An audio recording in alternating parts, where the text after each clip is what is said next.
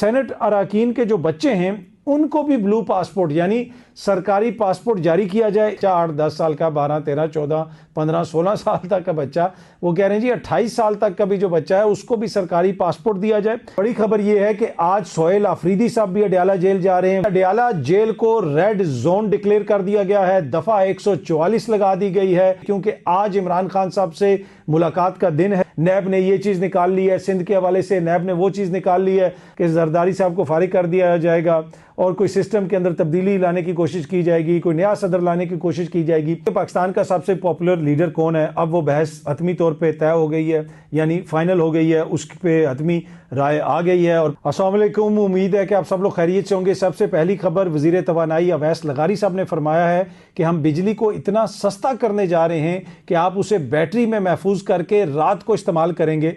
तो अगर बिजली सस्ती ही होने जा रही है तो फिर बैटरी में महफूज करने की क्या जरूरत है, वो फिर दिन को भी सस्ती होगी, फिर वो रात को भी सस्ती होगी। पर एनीवे उन्होंने ये फरमाया है और मीडिया इसको रिपोर्ट कर रहा है। बहुत सारी हुकूमतें बिजली के हवाले से दावे करती रही माजी में भी, लेकिन बिजली कितनी सस्ती हुई और कितनी सस्ती नहीं हुई वो हमारे सामने है।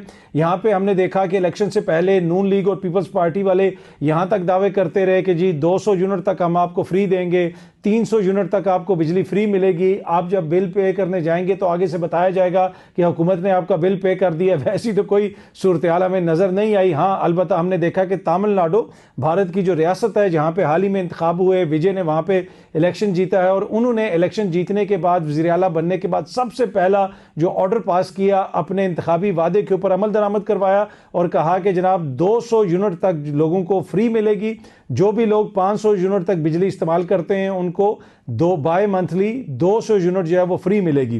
पर एनीवे पाकिस्तान के अंदर भी ऐसे वादे किए गए थे लेकिन वो वादे वफा ना हो सके। अब ये देखते हैं जनाब कि बिजली कितनी सस्ती होगी।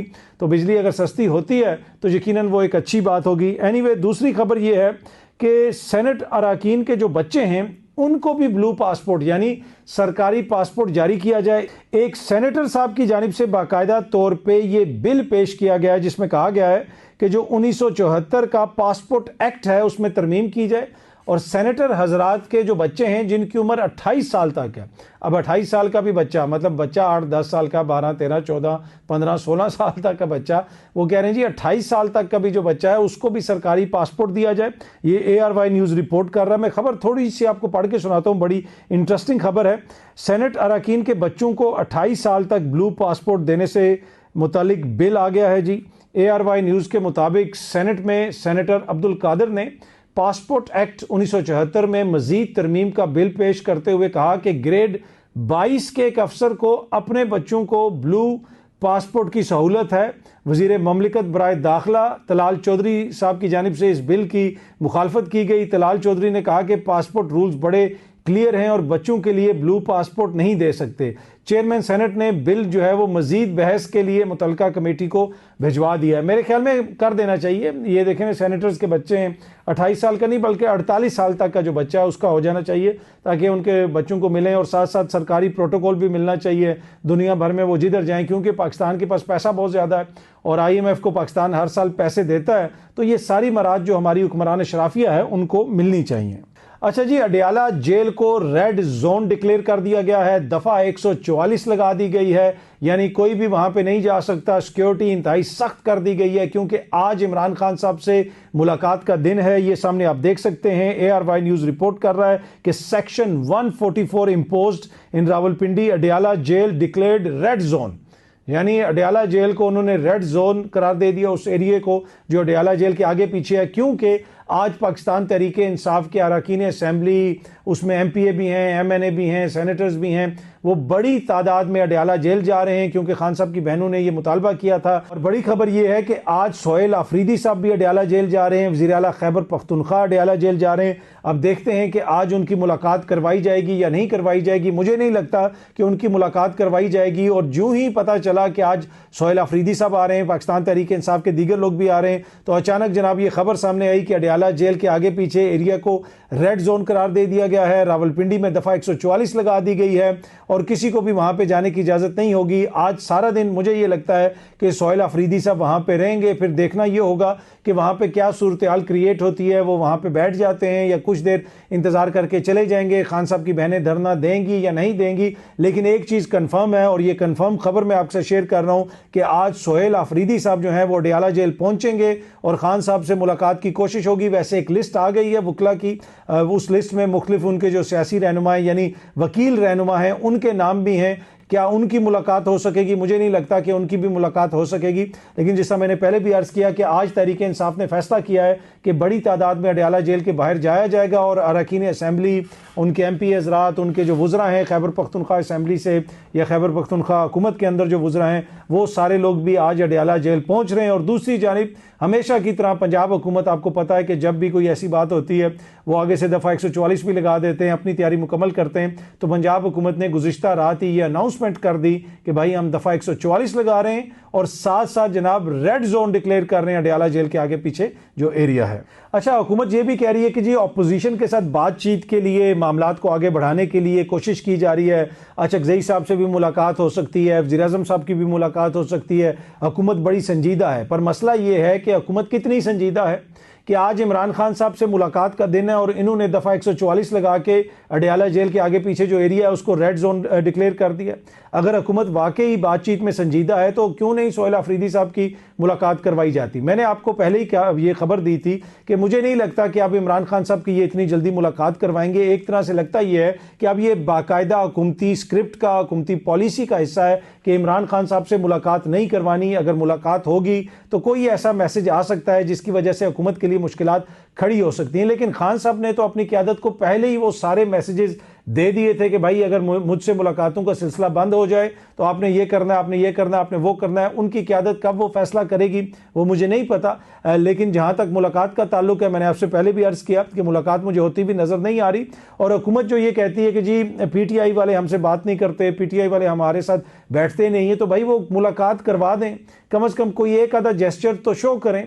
बाकी कहते हैं जनाब कि ये चीज़ हमने कर ली क्योंकि अदालत से वो हुक्म आ गया, हमने वो कर लिया क्योंकि अदालत से वो हुक्म आ गया। जहाँ पे हुकूमत को चीज़ें सूट करती हैं तो वो अदालती अहकामात के ऊपर अमल दरामद करते हैं। आपको मैंने पिछले व्लॉग के अंदर भी आपके साथ ये चीज़ शेयर की थी कि सुप्रीम कोर्ट के आईनी बेंच का फैसला था कि फौजी अदालतों के अंदर जो मुकदमात चल रहे हैं, जब लोगों को सजाएं होंगी तो लोगों ने जब अपील करनी है उसके लिए एक नए कानून की ज़रूरत होगी। लिहाजा पार्लियामेंट हुकूमत वो कानून साजी करे, 45 रोज़ के अंदर करे। आज तकरीबन साल होने वाला है लेकिन अभी तक वो कानून साजी नहीं हुई और फौजी अदालतों से जिन्हें सजाएं हुई हैं वो अपनी उस तरीके से अपील दायर नहीं कर सकते। तो हुकूमत को जहाँ पे सूट करता है वहाँ पे तो वो बड़ी जल्दी अदालती अहकामात के ऊपर अमल दरामद करते हैं। हमने देखा कि जब सजाएं हुई 9 मई के केसेस में और लोअर कोर्ट्स से सजाएं हुई तो आपका जो इलेक्शन कमीशन है उसने भी फ़ौरन जनाब उन लोगों को नाअहल भी करार दिया, जिसमें उमर यूब साहब भी थे, शिबली फराज साहब भी थे, मलिक अहमद बचर साहब भी थे। और पहली दफ़ा हमने देखा पाकिस्तान की तारीख में कि कौमी असम्बली का, सेनेट का और मुल्क की जो सबसे बड़ी सूबाई असम्बली है, यानी जहाँ पे सबसे ज़्यादा अरकान की तादाद है, जो सबसे ज़्यादा आवाम को रिप्रेजेंट करते हैं, वहाँ के अपोजिशन लीडर को फारिग कर दिया गया उस सज़ा के बाद। यानी उनको ये भी मौका नहीं दिया गया कि वो कोई अपील कर लें, मामला पेंडिंग होगा। फ़ौरन जनाब इलेक्शन कमीशन की जानिब से वो चीज़ सामने आ गई, नोटिफिकेशन आ गए और उन लोगों को नाअहल करार दे दिया गया। अब इलेक्शन कमीशन की सूरत हाल भी बड़ी इंटरेस्टिंग है। तकरीबन 1.5 साल होने वाला है। इलेक्शन कमिश्नर जो हैं वो रिटायर्ड हो चुके हैं, लेकिन वो आईनी तरमीम क्योंकि इन्होंने कर दी है मौजूदा सिस्टम ने, मौजूदा हुक्मरान जमातों ने, पीपल्स पार्टी ने और नून लीग ने, लिहाजा उसकी वजह से जो मौजूदा चीफ इलेक्शन कमिश्नर हैं वो अपने आईनी ओहदे के ऊपर कंटिन्यू कर रहे हैं। क्योंकि अब आइन के अंदर ये लिख दिया है पीपल्स पार्टी ने और नून लीग ने कि भाई जब तक नए चीफ इलेक्शन कमिश्नर के ऊपर समझौता नहीं होगा, पुराने वाले जो हैं वो कंटिन्यू करते रहेंगे। दूसरी जानिब पीपल्स पार्टी और नून लीग में भी कुछ लोग ये कह रहे हैं जी इख्तलाफात की खबरें हैं, लिस्टें बनना शुरू हो गई हैं, नैब ने ये चीज़ निकाल ली है, सिंध के हवाले से नैब ने वो चीज़ निकाल ली है, जरदारी साहब जाने वाले हैं, जरदारी साहब के पास थोड़े दिन रह गए हैं, वो मुस्ताफ़ी हो जाएंगे, उनके सामने ये चीज़ रखी जाएगी, वो चीज़ रखी जाएगी, क्योंकि करप्शन के बड़े इल्ज़ामात हैं, ये है वो है, बहुत सारी इस तरह की खबरें गर्दिश कर रही हैं। मेरे पास तो कोई ऐसी खबर नहीं है, लेकिन खबर जो है वो सामने ये खुद खुद हुकूमत ने शेयर की है, पीपल्स पार्टी के ऑफिशियल ट्विटर अकाउंट से भी शेयर की गई है। सदर ममलिकत की यानी आसिफ जरदारी साहब की और वज़ीर-ए-आज़म शहबाज शरीफ साहब की मुलाकात हुई है। मुलाकात में डॉक्टर आसिम साहब भी मौजूद थे, बल्कि आप इस स्क्रीनशॉट में भी देख सकते हैं ये वही डॉक्टर आसिम है जिन पर कई 100 अरब की करप्शन का इल्ज़ाम लगा। पर एनीवे ये वही आसिफ जरदारी साहब हैं जिन पे बहुत बड़ी करप्शन का इल्ज़ाम लगा। JIT बनी, ओमनी ग्रुप की JIT, फलानी JIT, फलौदे वाला, जनाब ये नकली अकाउंट्स, और इसी तरह ये जो शहबाज शरीफ साहब हैं इनके ऊपर भी मुबैना मनी लॉन्ड्रिंग, बहुत सारे मुकदमात बने, पर यकीनन उन मुकदमात में कोई सच्चाई नहीं होगी। तो इसी वजह से ये मोअज़्ज़िज़ शख्सियात, एक आज वज़ीर-ए-आज़म है, एक सदर है, एक वही डॉक्टर आसिम साहब जो हैं वो सदर ममलिकत के साथ होते हैं, बल्कि अगर कहीं पे वो बैरून मुल्क जाएं तो अक्सर वो उधर भी वो उनके साथ नज़र आते हैं। तो ये जो मुलाकात हुई है, कुछ लोग ये कह रहे हैं कि पीपल्स पार्टी के तहफ़्फ़ुज़ात हैं और उनको लगता ऐसे है कि जरदारी साहब को फारिग कर दिया जाएगा और कोई सिस्टम के अंदर तब्दीली लाने की कोशिश की जाएगी, कोई नया सदर लाने की कोशिश की जाएगी। तो उसी कन्फ्यूजन को दूर करने के लिए ये मुलाकात हुई है।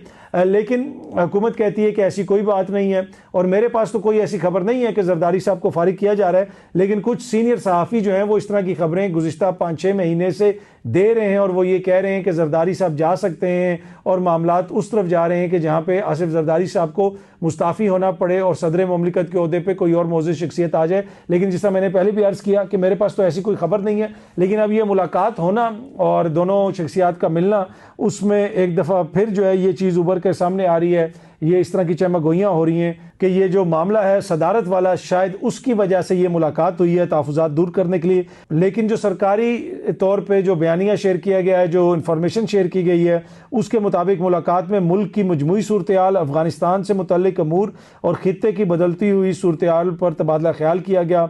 और उसके साथ साथ सदर ममलिकत ने मुश्किल जोग्राफियाई और इलाकाई सूरत-ए-हाल, मशरिक़ वस्ता में कशीदगी, सप्लाई चेन मुतासिर होने के बावजूद अवाम को ज़्यादा से ज़्यादा रिलीफ फराम किया जाए, ये सदर ममलिकत ने कहा है। जनाब सदर ममलिकत ने महंगाई के दबाव में कमी, अशियाए जो ज़रूरत हैं उनकी दस्तयाबी और आम आदमी को रिलीफ देने के लिए मुमकिना इक़दामात की हदायत की। तो ये जनाब पीपल्स पार्टी का जो ऑफिशियल ट्विटर हैंडल है, वहाँ से ये वीडियो शेयर की गई और कहा, ये चीज़ भी साथ शेयर की गई कि सदर ममलिकत ने उनको ये कहा है कि आम आदमी को ज़्यादा से ज़्यादा रिलीफ दें। अब रिलीफ आम आदमी को कैसे मिलेगा? बजट में मिलेगा, और बजट के हवाले से कहा जा रहा है कि IMF की अपनी शराइतें, बल्कि खबर इस तरह की आ रही है कि आज रात को ही मुमकिन है कि IMF की टीम पाकिस्तान पहुंच जाए और बजट पेश करने से पहले IMF की टीम उसका जायजा लेगी। सर्टेन शराइत IMF की तरफ से दी जाएंगी, जिसके ऊपर हुकूमत की जानिब से मुझे नहीं लगता कोई ज़्यादा जो है रेजिस्टेंस आएगा। कहा यही जा रहा है कि कोई ज़्यादा हुकूमत की तरफ से रिलीफ नहीं दिया जा सकेगा। लेकिन IMF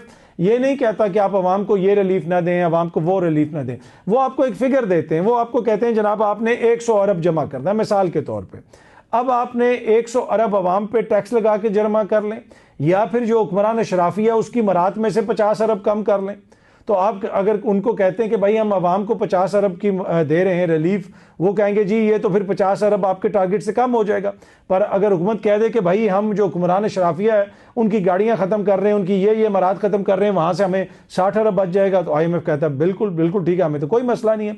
दुनिया का कौन सा ऐसा मुल्क है जो IMF से पैसे लेके चलता है? बजट हमारा अभी आना है, अभी पता नहीं है कि आवाम को कितनी रिलीफ मिलेगी, लेकिन मीडिया ये रिपोर्ट कर रहा है, खबरें ये आ रही हैं कि बजट से पहले IMF की टीम आ रही है और वो बजट का जायजा लेगी और अपनी तजावीज़ देगी। ये हालत है इस वक्त हमारी फाइनेंशियल ऑटोनॉमी की, और फाइनेंशियल हमारी सूरत हाल ये है। लेकिन एट द सेम टाइम जनाब आप देखते हैं कि AC/DC जो है वो 2-2, 3-3 करोड़ की गाड़ियों पे फिर रहे हैं।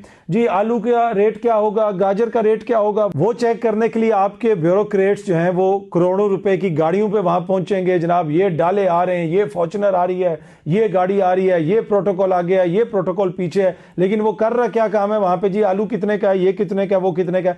आपको कहीं पे अंदाजा होता है कि ये उस कौम के अफसरान हैं जिनके लिए 2 वक्त की रोटी मुश्किल बनी हुई है, जिनका एक एक पैसा जो है वो किधर खर्च होगा वो भी IMF से पहले इजाजत लेनी पड़ती है। आवाम को कोई रिलीफ नहीं दिया जा सकता। आपकी किस्त आती है IMF की तो आपके सांस में सांस आती है, लेकिन आप हुक्मरानों के लिए मराद पे मुराद दिए जा रहे हैं। आप हुक्मरान अशराफिया जो है, अफसरशाही जो है, उसके जी पेट्रोल में इतना अलाउंस, उसको ये गाड़ी दे दी। भाई क्या जरूरत है ये डबल कैबन, ये बड़े बड़े डाले जो हैं, ये क्या जरूरत है? किसी को अगर कोई लाहौर में पोस्टेड है उसको देने की क्या जरूरत है? क्या इसकी कौन सी इसकी ऐसी नीड है कि आपने उसको इतनी बड़ी गाड़ी दी हुई है? ये इतनी बड़ी बड़ी गाड़ियां, ये काफले जा रहे हैं, आगे पुलिस पीछे पुलिस। जब तक इसी तरीके से मामला चलते रहेंगे, आम आदमी की जो जिंदगी है उसमें आपको कोई बेहतरी आती हुई नजर नहीं आएगी।